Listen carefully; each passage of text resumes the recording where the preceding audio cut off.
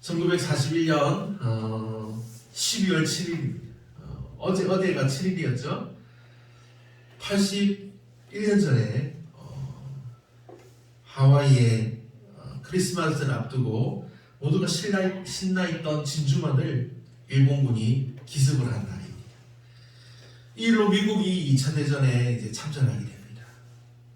일본의 추이치 우제독은 33척의 그런 타격 부대를 이끌고 하와이에서 약 400km까지 어둠을 타고 접근했습니다. 그래서 그곳에서 그 항공모함에서 미국 태평양 함대를 향해서 360대 비행기를 출진시킵니다.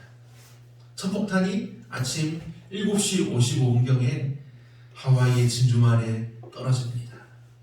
18척의 미군 함정이 침몰하거나 불타오르고 연료 저장고가 터져나가서 모든 배가 불바다에 휩싸여서 정말 수많은 미군이 죽었습니다. 170여 대의 그런 미군 비행기가 파괴되고 3,700명이나 되는 미군 사상자가 나왔습니다. 이 사실을 보고받은 미국의 루즈벨트 대통령은 이 사건을 영원한 오명의 날로 기억하자고 진주만을 기억하라는 2차 세계대전의 이제 미군의 이제 오랜 그런 슬로건이 되었습니다. 이 사건을 들은 영국의 수상 윈스턴 처칠은 완전히 다르게 받아들였습니다. 물론 미국이 당한 아픔에 동정하면서도 이제 우리가 이 전쟁에서 이길 것이다 라면서 신나게 소리쳤다는 것입니다. 결국 미국의 참전으로 일본은 결국 이 전쟁에서 4년 뒤에 지게 됩니다. 인류의 사건들이 진행되는 과정에서 우리는 이와 같이 역사가 바뀌는 순간들 그리고 사태를 다른 방향으로 진행시키는 그런 결정들을 한 번씩 보게 됩니다. 오늘 우리 앞에 놓여있는 이 본문이 바로 그렇습니다. 복음이 북쪽 지금 이 유대 나라가 있는 거기에서 위로 쭉 올라가면 아시아가 나옵니다. 아시아 오른쪽으로 가면 이제 인도가 나오고 이제 완전히 아시아로 확 접어들게 되는 거죠. 그런데 이쪽으로 복음이 전해지지 않았습니다. 처음에 왼쪽으로 틀어서 유럽의 초입인 마케도니아 입구와 그리고 로마로 복음이 전해지고 그 위로 유럽으로 복음이 전해지게 되었습니다. 당시 세상의 중심지인 유럽으로 향하게 하신 하나님의 계획은 수백 년 동안 세계 복음화의 형세와 이 교회의 그런 복음의 행진을 정말 완전히 바꾸어 놓았습니다. 하나님은 자신의 백성들의 사역을 지도하심에 있어서 오늘도 여전히 역사를 바꾸어 놓는 그런 일들을 하십니다. 하나님의 타이밍은 종종 우리가 계획한 바와 완전히 다를 때가 있습니다. 종종 우리에게 이해가 되지 않을 때도 있습니다. 하지만 오늘 말씀을 통해서 우리에게 하나님이 말씀하시는 것은 단 한 가지입니다. 주의 말씀을 모두에게 전하라는 사실입니다. 우리가 주님의 말씀을 따라서 행하면 우리에게 모든 것을 더해 주시는 하나님의 역사심이 임하신다는 것입니다. 이것에는 우리에게 주어진 모든 것에서 임하시는 하나님의 능력을 볼 수 있습니다. 우리가 하루의 삶을 살고 우리가 자녀들을 양육하고 또 사업이나 또 사역을 위해서 결정을 내림에 있어서 날마다 성령의 인도하심을 의지하는 것입니다. 우리 삶의 모든 영역에서 우리는 성령의 인도하심에 언제나 깨어있으면서 하나님을 섬겨야 한다는 사실입니다. 바로 이것이 오늘 우리에게 주시는 하나님의 말씀입니다. 오늘 말씀을 보면 바울이 디모데를 데리고 아시아 지역으로 이제 두 번째 2차 선도 여행을 떠나는 그런 상황을 볼 수 있습니다. 그런데 6절 말씀을 보면 성령이 아시아에서 말씀을 전하지 못하게 하시거늘 그들이 부르기아와 갈라디아 땅으로 다녀가 무시아 앞에 이르러 비두니아로 가고자 했을 때 예수의 영이 허락하지 아니하시는지라. 아멘. 예수의 영이 허락하지 아니하심으로 인해서 결국 로마의 식민지인 마게도냐 지역으로, 그러니까 유럽의 처음 초입 방향을 틀게 된 것입니다. 그리고 바울의 일행들은 이곳에 이르러서 정말 많은 일들을 만나게 됩니다. 먼저 빌립보에 이르러서 하나님을 섬기는 루디아를 만나서 그곳에서 그와 그 집이 다 바울의 일행에게 세례를 받고 이제 그 집에서 이제 바울이 이제 묵게 됩니다. 그리고 오늘 본문 16절을 보면 바울의 일행들이 이제 아침에 일어나서 기도하는 곳에 가다가 점치는 귀신 들린 여종 하나를 만나니 점으로 그 주인들에게 큰 이익을 주는 자라고 했습니다. 그렇게 큰 이익을 주는 귀신 들린 여종을 바울 일행이 만났습니다. 그런데 바울 일행은 처음에 그 귀신 들린 여종을 구해주지 않았습니다. 그런데 이 귀신 들린 여종이 여러 달 동안 계속해서 이 바울 일행을 따라다니며 막 외치고 다녔습니다. 이 사람들은 하나님의 종으로서 구원의 길을 너에게 전파하는 자라 하면서 계속해서 소리치며 따라다녔다는 것입니다. 결국 바울이 심히 괴로워하여서 돌이켜 그 귀신을 예수 그리스도의 이름으로 명하여 쫓아냅니다. 이 일이 무슨 일일까요? 당시의 빌립보 지역은 얼마 전만 해도 헬라인의 땅이었습니다. 헬라 제국의 땅이었습니다. 그런데 로마와 전쟁에서 헬라 제국이 패망하고 로마의 식민지가 된 곳입니다. 그렇게 했던 중심 지역이 바로 이 빌립보 지역이 있습니다. 그러므로 특히 이곳에서 이 귀신 들렸다 하는 것은 이 헬라인들에게는 아주 큰 돈을 벌어주는 금과 같은 그런 일이었습니다. 왜냐하면 이 빌립보 지역의 그런 이 귀신 들린 여종의 귀신은 좀 점을 잘 치는 그런 귀신으로 알려졌습니다. 그래서 군대의 장군들부터 시작해서 모든 사람들이 그 귀신 들린 종에게 가서 점을 치고 큰 돈을 내는 일이 하루 종일 이어진 것입니다. 그래서 금광과 같은 일이라고 사람들이 기뻐하고 받아들였습니다. 그런데 이 귀신 들린 종이 바울과 실라를 따라다니면서 그들이 전하는 복음을 방해한 것입니다. 귀신의 외치는 소리가 분명히 바울과 실라가 지극히 높은 하나님의 종으로 구원의 길을 너희에게 전파하는 자다 하고 외쳤는데 그 사실이 바울과 실라의 일을 방해한 것입니다. 바울이 심하게 이 사실을 괴로워했다는 것을 보면 결코 바울과 실라가 하는 일, 복음을 전하는 일에 도움을 주지 못했다는 것을 우리가 알 수 있습니다. 그래서 결국 바울이 입을 열어서 그 귀신을 예수 그리스도의 이름으로 쫓아내버린 것입니다. 그리고 이 엄청나고 황당한 사실을 귀신 들린 여종의 주인들은 그 사실을 본 것입니다. 그러므로 자기들에게 큰 돈을 벌어다주는 소망이 끊긴 것을 보고 바울과 실라를 붙잡아서 장터에 있는 관리들에게 끌어가는 일이 일어난 것입니다. 그런데 이 여종의 주인들이 이 바울과 실라를 좀 정치범 그런 식으로 고사합니다. 바울이 유대인으로서 그렇게 먼저 말합니다. 유대인으로서 빌립보의 온 성내를 요란케 했다고 그렇게 고소합니다. 로마 제국의 통치하에 있던 자신들로서는 도저히 받아들일 수 없는 불법적인 풍속을 전한다고 고소한 것입니다. 그리고 문제는 여기에서 이 상관들이, 이 관리들이 바울과 실라를 옷을 찢어서 벗기고 매로 치고 그 후에 그들을 깊은 옥에 가두라고 명령한 것입니다. 이제 바울과 실라는 처음으로 이 로마의 어떻게 보면 정의의 맛을 보게 된 것입니다.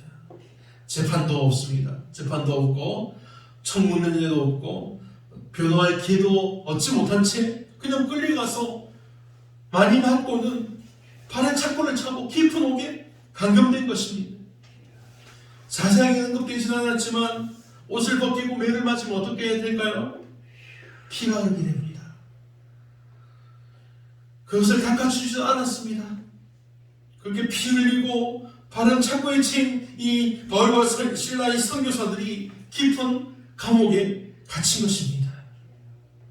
그런데 감옥에 갇힌 바울과 실라가 밤중에 하나님께 기도하고 찬양했다고 분명히 기록했습니다. 그리고 이때 하나님이 빌립보를 방문하십니다. 이번에는 이 사도행전 12장에 조용히 나타난 천사가 전서와는 다르게 하나님이 방문하신 이 빌립보에는 아주 큰 일이 일어났습니다. 격렬한 지진이 일어났다고 기록되어 있습니다. 26절을 보면 이번에 갑자기 큰 지진이 나서 옥터가 움직이고 문이 곧 다 열리며 모든 사람의 매인 것이 다 벗어진지라. 아멘. 하나님이 일하실 때 이렇게 놀랍게 역사하십니다. 하늘의 방문은 또 더 크게 역사합니다. 간수가 칼을 뼈어서 이제 죄인들이 다 탈출했다고 생각해서 칼을 뼈어서 이제 자기가 죽으려고 할 때 바울이 소리질러 외칩니다.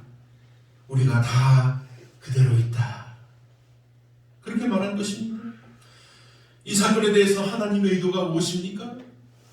하나님의 의도는 그분의 종들을 그냥 신체적으로 구원해 주는 것만이 아닙니다. 이 사건에 나와 있는 간수와 그의 집의 가족들의 영적인 구원이었습니다. 그러므로 우리는 이 간수가 바울과 실라에게 이 뒷구절을 보면 감사하며 바울에게 내가 어떻게 해야 구원을 받습니까? 그렇게 외친 그 이유를 알 수 있는 것입니다. 바울과 실라는 죄수들이 대규모로 탈옥한 것을 이끌지 않았습니다. 그들에게 뭐라 말도 하지 않았습니다. 문자 그대로 그냥 바울은 간수의 생명을 구해주었습니다. 그래서 간수가 선생들이여 내가 어떻게 해야 구원을 받으리까 물어본 것은 그럼 어떤 의미에서 그렇게 물어봤을까요? 바울과 실라가 섬기는 하나님의 능력에 대한 분명한 증거인 지신으로 인해서 그렇게 물어보았을까요? 아니면 이 여종의 말에 대해서 간수도 들은 적이 있어서 이 사람들이 왜 감옥에 갇히게 되었는지를 알게 되어서 그랬을까요? 아니면 찬양에 귀를 기울이고 노래와 기도 속에서 선포된 복음을 들었기 때문에 그랬을까요? 아마도 이 모든 요소들이 다 개입되었을 것입니다. 어쨌든 간수는 구원을 위해서 필요한 태도를 보여줍니다. 그러므로 바울은 간수에게 이르되 주 예수를 믿으라 그리하면 너와 내 집이 구원을 받으리라 하고 주의 말씀을 그 사람과 그 집에 있는 모든 사람에게 전합니다. 간수가 의미할 것이 무엇이든지 바울과 실라는 정말 즉시로 예수 그리스도에게 이 간수의 초점을 맞추게 합니다. 그리고 주님은 지금도 온 세계에서 복음을 전파하는 그리스도인들의 입에서 들을 수 있는 대답을 주십니다. 주 예수를 믿으라 그리하면 너와 내 집이 구원을 받으리라. 아멘. 바울과 실라는 이 간수뿐만 아니라 간수의 집에 있는 모든 다른 사람에게도 예수 그리스도의 복음을 전파하고 하나님의 말씀을 전했습니다. 왜 이 바울과 실라가 간수와 또 그의 가족들에게 복음을 전했을까요? 구원은 한 가정에 한 사람만 믿는다고 나머지 가족들이 다 자동적으로 구원을 받는 것이 아닙니다. 구원은 각각 개별적으로 그 사람의 믿음을 통해서 하나님의 구원이 이루어지는 것입니다. 이것은 구원을 얻으리라 이 해당하는 단어가 이것을 잘 보여줍니다. 구원을 얻으리라. 이것은 인칭 단수 미래 수동형입니다. 이것은 자세히 설명하지 않지만 구원은 자신이 어떤 행위를 함으로써 받는 것이 아닙니다. 하나님에 의해서 하나님께서 주시는 선물로서 우리에게 주어진다는 사실과 더불어 주 예수를 믿는 자 각자에게 개별적으로 주어진다는 사실입니다. 그럼에도 불구하고 본절에서 너의 집이라는 표현이 이 사용된 것은 한 가정에서 한 사람이 진정으로 회개하고 구원을 얻으면 나머지 그 가족들도 그 사람의 영향을 받아서 구원받게 될 가능성이 많게 된다는 것임을 강조하는 것입니다. 바울이 이 말을 한 후 주의 말씀을 그 간수의 집에 있는 모든 사람에게 전한 사실이 그것을 잘 보여줍니다. 간수의 가족이라 할지라도 믿음을 주시는 주님의 말씀을 듣지 않는다면 구원받을 수 없습니다. 바울과 실라가 전하는 복음의 말씀이 전해지자 간수와 그 가족들은 모두가 바로 회심을 하고 밤늦은 그 시간에도 아랑곳하지 않고 모두가 함께 세례를 받았습니다. 바울과 실라도 그들이 그날 무슨 일을 당했습니까? 옷을 벗기고 매를 맞았습니다. 아직도 온몸에는 피가 흐르고 있습니다. 그 상처와 또 그때부터 배고픔 때문에 어느 정도 좀 시간이 필요했을 수도 있습니다. 하지만 그들은 하나님의 복음 전파와 하나님 나라의 그 확장 외에는 어떤 다른 것도 생각하지 않았습니다.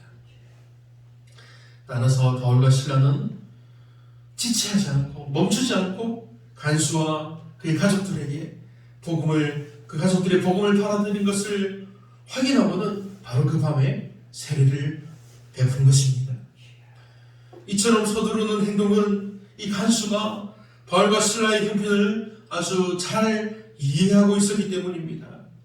이 바울과 실라는 깊은 옥에 갇혀 있으면서 하루 종일 아무것도 먹지 못한 상태였습니다. 옥을 지켰던 이 간수는 그 사실을 누구보다 잘 알고 있습니다.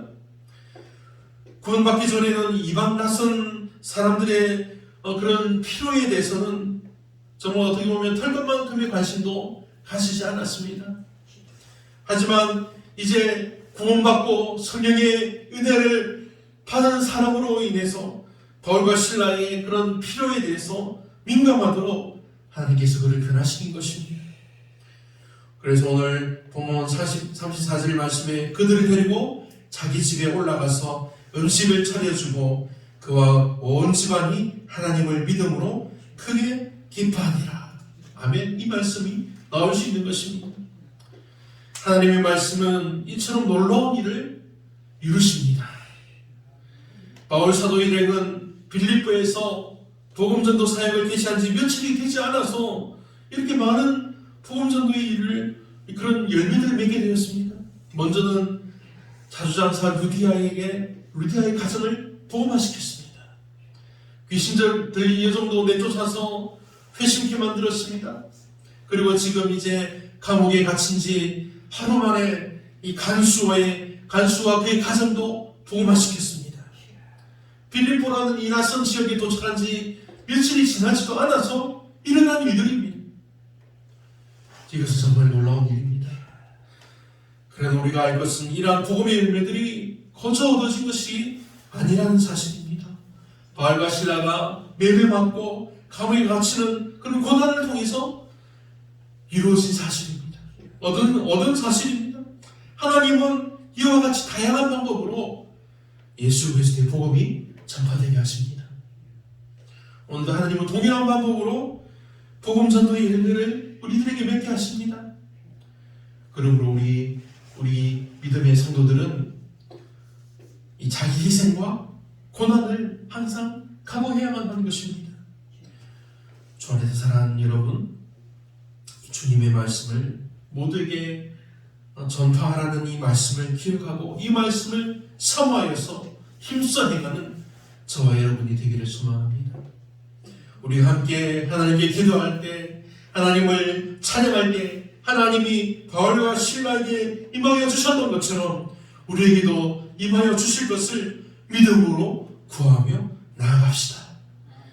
예수님을 모르는 이 세상 사람들을 위해서, 그들의 가정을 위해서 더욱 열심히 우리 함께 사역하며 함께 기도하기를, 그래서 날마다 하나님의 도우심을 구하며 정말 하나님을 찬양하게 되기를, 그 기도와 찬양을 사람들이 듣고 아버지 하나님께 돌아오게 되기를 우리 주 예수님의 이름으로 축원합니다.